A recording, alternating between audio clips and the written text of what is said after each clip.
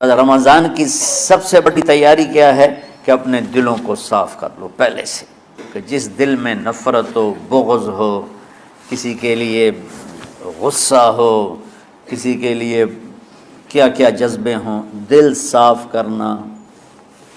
ہمارے گھروں میں روزانہ جھاڑو ہوتا ہے، یہاں مدرسے میں روزانہ صفائی ہوتی کہ نہیں ہوتی؟ کیونکہ دنیا کی اصل گندگی ہے تو جھاڑو ہاتھ سے نہیں چھوٹ سکتا۔ حرم شریف میں دیکھا کیسے چاروں طرف خدام پھر رہے ہوتے ہیں برش لے کر، تو دل پہ غبار ایسے آتا ہے جیسے صحن میں غبار آتا ہے، دل پہ گندگی ایسے آتی ہے جیسے صحن میں آتی ہے۔ تو ہم نے نظام بنایا ہوا ہے، لوگ وہ کر رہے ہیں، وہ روزانہ جھاڑو دیتے ہیں۔ تمہارا دل ایک آنگن ہے، ایک صحن ہے، اس میں بغض، نفرت، حسد، پتہ نہیں کیا کیا گندگیاں آئیں گی اور آتی رہیں گی۔ بچوں ایک کام کرو، جھاڑو پکڑ لو، صاف کرو۔ یا اللہ معاملہ تجھ سے کرنا ہے، لوگوں سے نہیں۔ کسی نے برا کہا، کسی نے غیبت کی، کسی نے گالی دی، کسی نے دھکا دیا، کسی نے حق مارا، کسی نے کچھ کیا، یا اللہ تیرے سپرد میں نے اپنے دل کو سب سے صاف کیا، میں نے اپنے دل کو سب سے صاف کیا۔ یہ اتنی بڑی عبادت ہے کہ بڑے بڑے نفلوں والے، تہجد والے، حج عمرے روزے والے تمہیں نہیں پکڑ سکیں گے، کیونکہ اس کا کرنے والا دنیا میں کوئی نہیں ہے۔ نفل پڑھنے والے تو بے شمار ہیں، عمرے کرنے والے بے شمار ہیں، علماء بے شمار ہیں، حاجی بے شمار ہیں، سخاوت کرنے والے بے شمار ہیں، لیکن اس ٹکڑے کو صاف کرنے والا لاکھوں میں ایک بھی نہیں ہے۔ مشکل کام ہے، آپ یہ سیکھ لیں، صاف کرو، صاف کرو، صاف کرو۔ یہ رمضان کی سب سے بڑی تیاری اور علم کو حاصل کرنے کی سب سے بڑی چابی ہے کہ اپنے دل کو کھلا کر لو۔ کوئی چیز خالی ہوگی تو کچھ آئے گا۔ جس دل میں بغض بھرا ہو، نفرت بھری ہو، حسد بھرا ہو، کینہ بھرا ہو، اس میں خاک آئے گا، اس میں تو علم کی ایک کرن بھی نہیں آئے گی۔ اس زبان سے چاہے جتنے مرضی موتی بکھیرے، دل اس کا اندھا ہوگا۔ لا تعمل ابصار ولکن تعمل قلوب التي في الصدور۔ یہ آنکھوں سے اندھے نہیں، دل سے اندھے ہیں۔ تو بچوں اپنے دل کو صاف کرنا سیکھو۔ وہ کتنی مشہور حدیث ہے، آپ نے کہا اس دروازے سے ایک جنتی آ رہا ہے۔ تو ایک انصاری صحابی داخل ہوئے، جوتا ہاتھ میں، داڑھی میں وضو کا پانی۔ اگلے دن اس دروازے سے ایک جنتی آ رہا ہے، تو ایک صحابی آئے، ہاتھ میں جوتا، داڑھی میں وضو کا پانی۔ وہی صحابی اگلے دن اس دروازے سے ایک جنتی آ رہا ہے، تو وہی صحابی 3 دن جنت کی بشارت لی۔ اس صحابہ کی جماعت میں ایک شخص ہیں جن کا نام ہے عبداللہ بن عمرو بن عاص۔ ان سے بڑا عبادت گزار صحابہ میں کوئی نہیں تھا، نہ سابقین میں، نہ متاخرین میں، نہ پہلوں میں، نہ بعد والوں میں۔ ان کی عبادت کیا تھی؟ ساری رات جاگنا، سارے دن کا روزہ، اور ایک ختم قرآن صبح سے شام تک۔ اتنی اللہ نے طاقت دی تھی۔ پھر وہ غلوب والی بات آ گئی، ایکسٹریم ہونے والی بات آ گئی۔ ان کی شادی والی رات حجلہ عروسی میں داخل ہو رہے ہیں، دلہن کے کمرے میں داخل ہو رہے ہیں، اور مصلی بچھا کے اللہ اکبر، اور دن نفل نفل۔ تو ان کی بیگم نے دیکھا تو وہ بھی خیر کا زمانہ تھا، انہوں نے بھی وضو کیا اور پیچھے مصلی بچھا کے وہ بھی فجر تک نفل پڑھتے رہے۔ صبح ہوئی تو حضرت عمرو بن عاص رضی اللہ عنہ نے پوچھا، بیٹی رات کیسی گزری؟ کہا جی ماشاءاللہ آپ کے بیٹے تو بڑے عبادت گزار ہیں، ساری رات نفلوں میں ہی گزری۔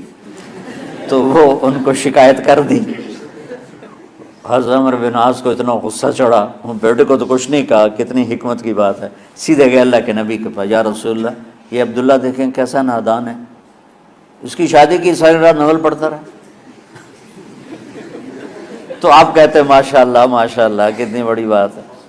نفلوں میں گزر گئی، رات بھی نفلوں میں گزر گئی۔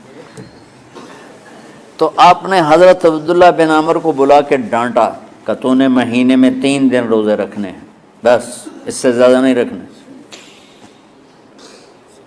اور ہفتے میں 1 قرآن ختم کرنا ہے۔ کہا یا رسول اللہ میرے اندر طاقت زیادہ ہے۔ پھر اچھا 15 دن روزے رکھنے، کہ نہیں میرے اندر طاقت زیادہ ہے۔ آپ اس کو تھوڑا تھوڑا کر کے گھٹاتے رہے، اور وہ ہر دفعہ نہیں یا رسول اللہ میرے اندر طاقت زیادہ ہے۔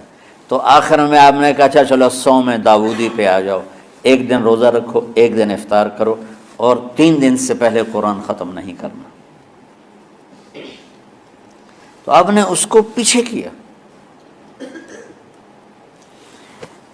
یہ بیٹھے تھے اس محفل میں، ان کے دل میں آیا کیا یہ بزرگ مجھ سے زیادہ عبادت کرتا؟ رات میں ساری جاگتا ہوں، دن روزہ رکھتا ہوں، 1 ختم کرتا ہوں، تو جنت کی بشارت تو مجھے ملنی چاہیے تھی، ان کو کیسے مل رہی؟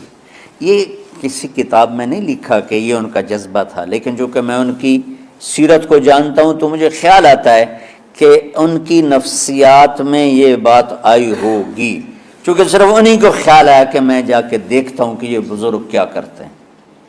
تو ان کے پاس پہنچ گئے، چاچا ذرا، وہ ادھیڑ عمر تھے، چاچا وہ میرے ابا تھوڑے ناراض ہیں، تو کچھ دن آپ کے پاس گزار لوں؟ کا بیٹا بسم اللہ آ جاؤ۔ اب رات ہوتے ہی عشاء کی نماز پڑھ کے انہوں نے جلدی سے چادر اوپر لی اور یوں سراغ کر کے ان چاچا کو دیکھنے لگے ایسے کر کہ اب یہ کیا ساری رات سجدہ کرے گا، اور ساری رات روتے روتے روتے روتے مصلی گلا ہو جائے گا، یا ساری رات رکوع کرے گا، ساری رات قیام کرے گا، ساری رات قرآن پڑھے گا، اس تصور سے یوں دیکھ رہے۔ اور وہ بزرگ صحابی تشریف لائے، سرانے پہ سر رکھا، اللہم بسمک اموت و احیا، ہو گئے۔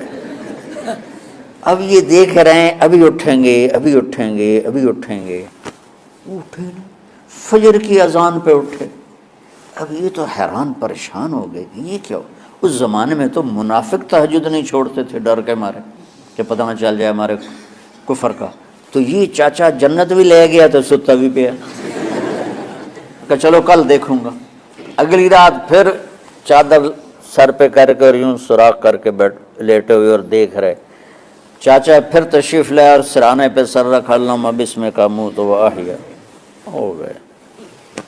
فجر کی اذان پہ اٹھے، یہ اور پریشان ہو گئے کہ میرا نبی کا فرمان تو سچا ہے، اس میں تو شک بھی کفر ہے، لیکن عمل کیا ہے جس پر اس کو جنت کی بشارت ملی؟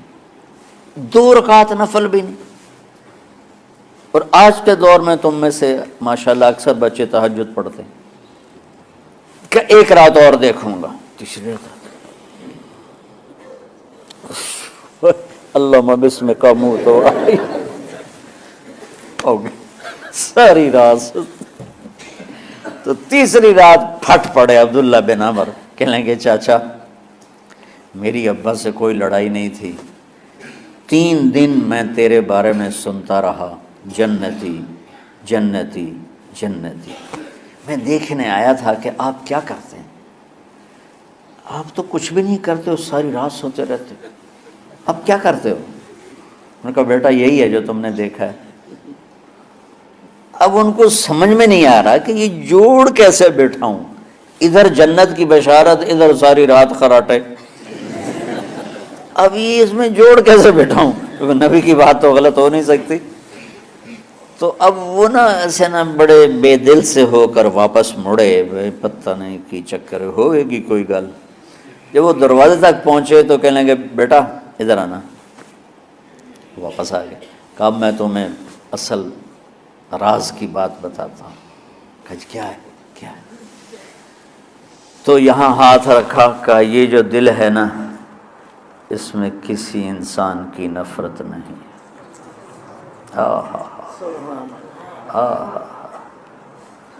اور جب اللہ کسی کو رزق دیتا ہے، عزت دیتا ہے، مجھے کبھی حسد نہیں ہوا، مجھے خوشی ہوتی۔ تو عبداللہ بن عمر نے کہنا تھا ہاں یہ بات ہے، نہیں، ان کا ہاذا ہوا، اچھل کے کہنے لگے ہاذا ہوا، ہاں ہاں ہاں یہی ہے یہی ہے یہی ہے۔ پھر کہنے کہ چاچا پر یہ میرے بس کا نہیں ہے، کون کرے گا یہ؟ اتنے بڑے آدمی ہو کر کہہ رہے ہیں کہ یہ میرے بس کا نہیں۔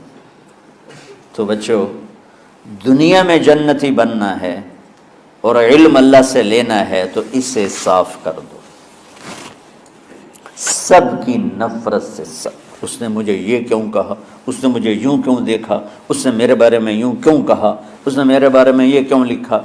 جس کی تعریف ہوتی میری کتنی برائی ہوتی، صرف تعریف تو نہیں ہوتی، بھرا پڑا سوشل میڈیا مجھے گالیاں دیں۔ اللہ کے فضل سے میرے دل میں ایک ذرے کے برابر کبھی کوئی منفی جذبہ نہیں آیا، آئے تو میں دھو کے صاف کر دیتا ہوں، یا اللہ میں نے اپنے دل کو صاف کیا، میرا معاملہ تیرے ساتھ ہے، کسی کے ساتھ نہیں۔ یہ یاد، رمضان کی سب سے بڑی تیاری، علم کے حاصل کرنے کا سب سے بڑا ہتھیار آپ کو یہ نہیں ہے کہ تمہیں کتابیں یاد ہو جائیں، تمہیں اشعار یاد ہو جائیں۔